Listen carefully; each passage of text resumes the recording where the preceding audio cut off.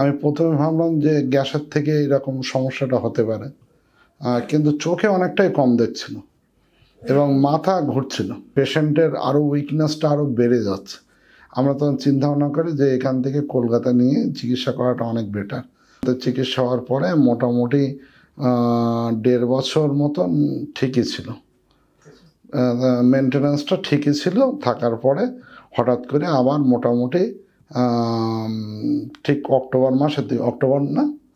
September মাসে আবার relapse হয়। আয়ুর্বেদে বলতে আমরা যেটা ভেবেচিন্তে দেখলাম, বাড়িতেও আলোচনা করে দেখলাম যে অ্যালোপ্যাথিক ট্রিটমেন্টের সঙ্গে যদি আমরা আয়ুর্বেদিক কনসেপ্টটা নিই বা আয়ুর্বেদিক ধারণাটা নেই বা আয়ুর্বেদিক চিকিৎসা পদ্ধতিটা গ্রহণ করি, তাহলে এটাও একটা বড় সাপোর্ট।